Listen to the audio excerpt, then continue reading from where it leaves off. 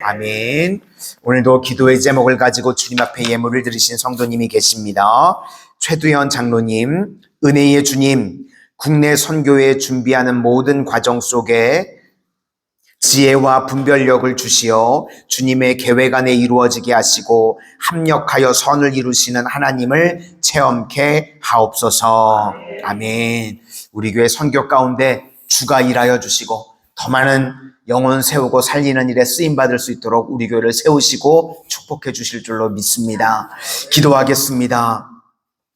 사랑의 주님, 오늘도 죽은 자를 살리시며 없는 것을 있는 것으로 부르시는 전능하신 하나님을 의지해서 저희들 기도의 자리에 달려나오게 하여 주시니 감사를 드립니다.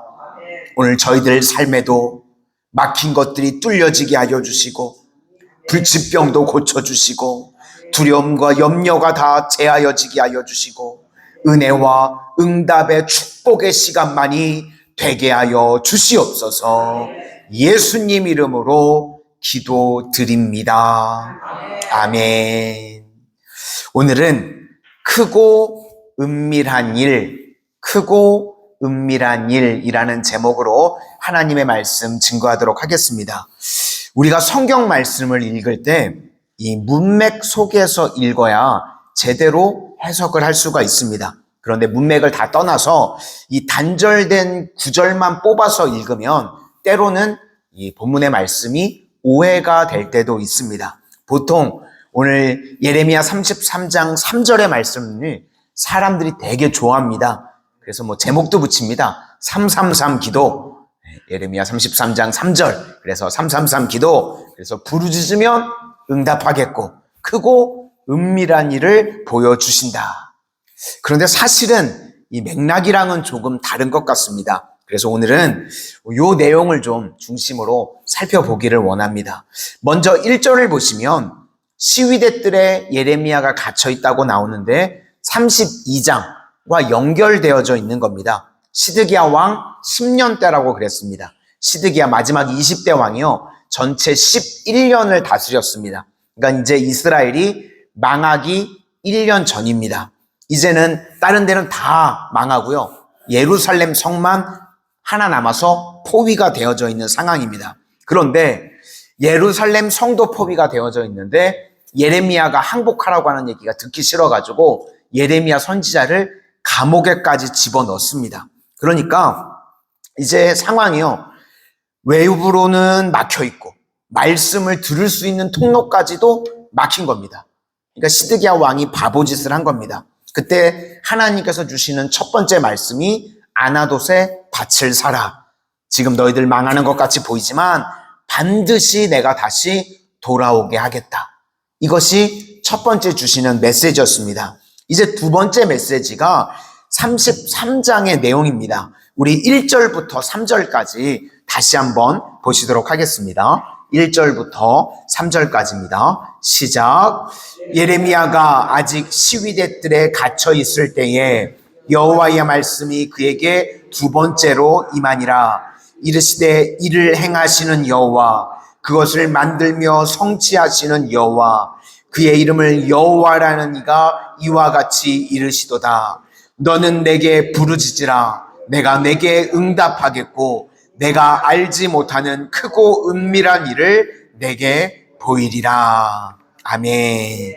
무슨 이야기인가 하면 상황은 그대로인데 하나님께서요 계속해서 말씀을 주시는 겁니다. 상황은 문제투성입니다. 우리 인생도 그렇습니다. 문제가 해결이 안 됐는데 상황은 어렵고 상황이 여전함에도 불구하고 하나님의 말씀이 계속해서 나에게 온다고 그러면 그 사람은요 소망이 있습니다. 그게 우리 성도의 삶의 방식이라는 겁니다. 살아가는 삶의 방식. 광야는요 모든 것이 막혀있고 아무것도 없는 곳입니다. 그런데 딱 하나가 있습니다. 뭐가 있는가? 하나님의 말씀이 있습니다. 그래서 미드바르, 거기서 다바르, 하나님의 말씀이 있는 곳, 광야. 그러니까 우리 인생 가운데 아무것도 안 보입니다. 그럴 때 하나님께서 두 번째 명령하신 것이 무엇인가? 말씀이 들려오는데 더 깊이 기도하라. 이것이 메시지였다는 것입니다. 이유가 무엇인가? 더 깊이 기도하게 되면 내 상식보다, 내가 생각하는 것보다 더 높은 상위 개념의 것을 보여주시겠다. 그게 무엇인가 하면 크고 은밀한 일이라는 것입니다. 지금 상황이요, 너무 안 좋았습니다. 이제 나라는 망해가고 있고요. 또 바벨론의 70년 포로로 끌려갔다가 돌아오게 된다는 걸 하나님으로부터 들었습니다. 그런 상황에 놓여 있다고 그러면요, 사실은 기도도 막힐 수가 있습니다. 차라리 모르면 기도를 하겠는데, 망한다고 하는 것도 하나님으로부터 여러 차례 들었고요. 70년 동안 끌려갔다가 다시 오게 된다는 것도 하나님께 들었습니다. 그러면 아마 기껏 기도해봐야 그거 잘 견디고 잘 치르게 해주세요. 아마 그 정도밖에 기도가 나오지 않을 것 같습니다. 그런데 여기서 말하는 부르짖으라라는 단어가요, 카라라는 단어인데 더 깊이라는 뜻입니다. 지금까지 내가 구했던 건 말고 너 더 깊이 기도해라, 그런 뜻입니다. 그러면 내가 생각하는 내 수준의 것 말고요, 더 높은 수준의 뭔가를 보여주시겠다, 그런 뜻입니다. 그래서 두 번째 우리에게 주시는 메시지가 무엇인가? 더 깊이 기도하라는 것입니다. 그러면 내가 알지 못하는 크고 은밀한 일을 보여주신다는 것입니다. 우리 성도님들도요, 내가 생각하는 내 수준의 것보다 더 깊이 기도하실 수 있기를 바랍니다. 그러면요, 내가 알지 못했던 크고 비밀한 일을 보이시고요, 나를 더 높은 수준으로 이끌어 가신다는 것입니다. 오늘 그 크고 비밀스러운 은밀한 일이 무엇인가? 14절부터 나오는 이야기인데요. 우리 14절과 15절 다 같이 한번 보시도록 하겠습니다. 14절과 15절입니다. 시작. 여호와의 말씀이니라. 보라, 내가 이스라엘 집과 유다 집에 대하여 일러준 선한 말을 성취할 날이 이르리라. 그날 그때에 내가 다윗에게서 한 공의로운 가지가 나게 하리니 그가 이 땅의 정의와 공의를 실행할 것이라.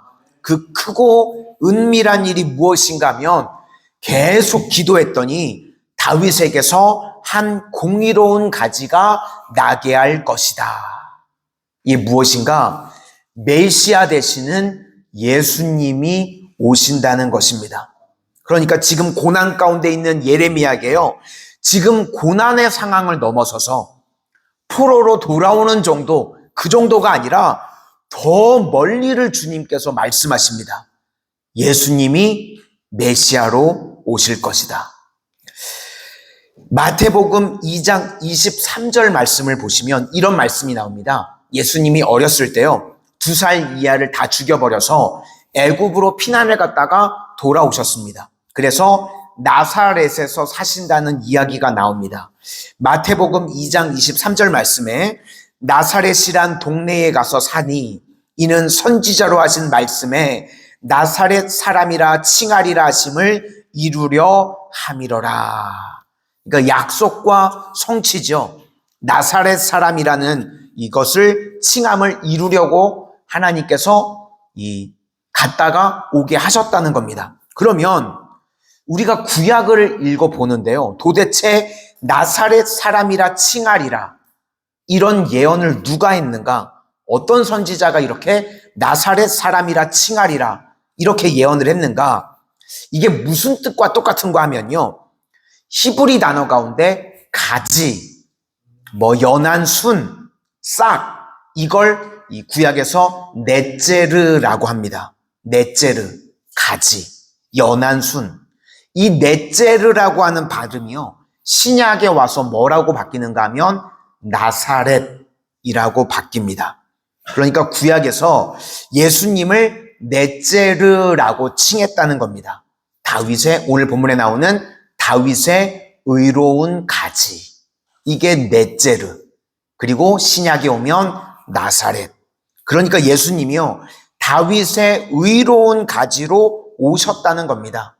이 넷제르라는 단어가요, 구약에 주로 이사야서나 예레미야서에 많이 나옵니다.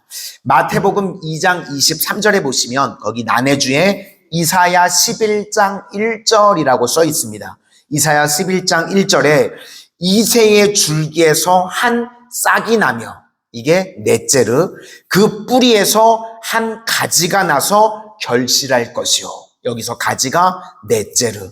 싹이라고 번역하기도 하고 가지라고 번역하기도 하고, 이사야 53장에서는 연한 순 같고 이렇게 번역을 합니다. 이게 다 뭐냐면 예수님이라는 겁니다. 그러니까 나사렛 사람이라 칭함을 받으리라. 이게 무엇인가 하면 구약의 이사야서에도 예언을 하고요, 예레미야서에서도 예언했던 것 같이 다윗의 공의로운 가지가 온다 그랬는데 그분이 바로 누군가?